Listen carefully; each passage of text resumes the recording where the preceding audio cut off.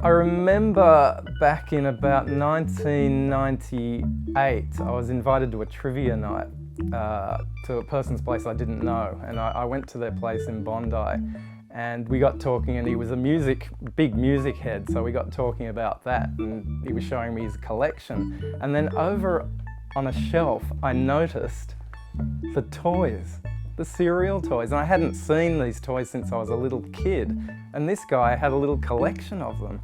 And I said the thing that just about every guy of a certain age who grew up in the 60s and 70s says when they see these things again as an adult: I had those! I had those! And of course the next thing that comes out is I've got to have them again because they've all disappeared. You know, my mother probably threw them out when I was 15, and guitars and girls and life took over and the things of childhood got passed out. So I saw them again and I thought, that just takes me back. I have to have them again. And that set me on this journey of trying to firstly retrieve what I had, that I had when I was a kid, and then eventually the collector sickness takes over. So the next, I suppose, 10 years was amassing this collection which surpassed everything I had when I was a child, and has taken over my life to a certain extent. Initially, it's for me about nostalgia. It reminds me of being an 8-year-old, 9-year-old, 10-year-old kid. It takes me back to the 60s and the 70s. Takes me back to being in the playground swapping these toys with kids. And mostly it takes me back to getting down to the breakfast table when I'm a little kid, seeing that box of cereal unopened and realising there's a toy in the bottom there and I've got to get it before my brother and sister get to it. So there's all these emotions tied up in these tiny little pieces of plastic. So when I look at them, it's not just a little plastic toy, which I think's beautiful aesthetically anyway, but it brings back this rush of memories for me. Well, the breakfast cereal toys, they were made by a company in Melbourne called Rosenhain and Lipman, R&L. And this is between about, they were around from 1959 to 1977, but the golden era for most collectors is from about the mid to late 60s to the early 70s.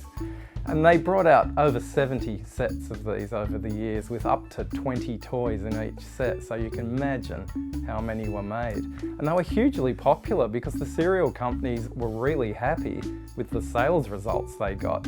It was kind of the beginning of pester power, and so millions and millions of these were made every year. And of those sets, some are more prized than others. And for me, I guess the one that is upmost in my mind as a kid were the crater critters, who were these little tiny space creatures. They're only a couple of centimetres high. The thing with these and all the R&L toys is they weren't associated with a Disney cartoon or a Warner Brothers cartoon like modern day toys that you find. They lived in their own cereal toy universe. So these were original toys, and they're shaped like little weird Martians, and they were ruled over by Kingly Critter, who had a little black crown on his head with 4 tiny brittle spikes. And so you can imagine the fact that that was so tiny, it was really rare these days to find one fully intact. So these go for hundreds of bucks on eBay, basically. They became very, very valuable.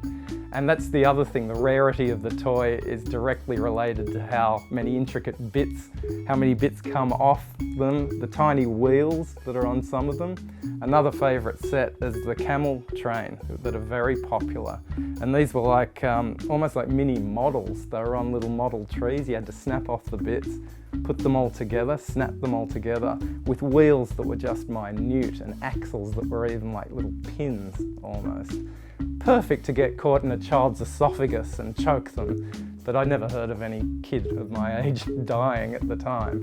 And these were beautiful little things that were designed by a guy called Hargreaves, an English cartoonist. He ended up actually doing the Paddington Bear cartoon and illustrating Wind in the Willows as well.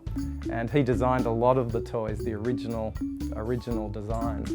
Another one of his that's really popular with collectors is the Tule Birds, that are birds shaped like a chisel or a power saw or a screwdriver or a wrench. They're probably 3 of the most popular sets of the many that R&L made. Have I finished my collection, or do I want to complete my collection?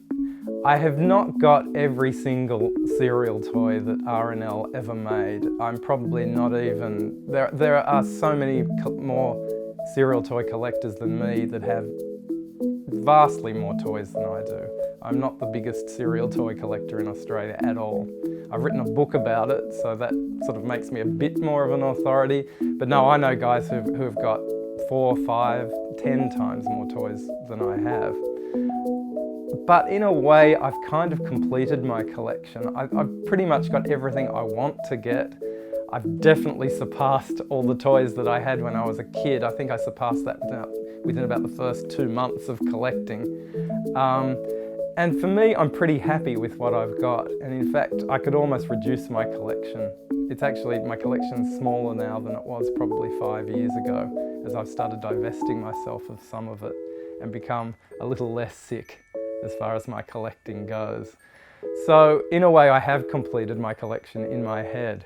With that said, if I passed a garage sale tomorrow and I poked my head in and I saw an ice cream container full of cereal toys, would I buy it? Damn, yes I would. Of course I would. I couldn't go past and let it just sit there unloved. I'd have to liberate it and get it out of there and offer them a ridiculously low price because they don't know what they have, and bring it into my collection. But am I actively going out there every weekend looking for stuff? Am I on eBay all the time looking for it? No, that phase is gone for me. Because for me, I've got what I want.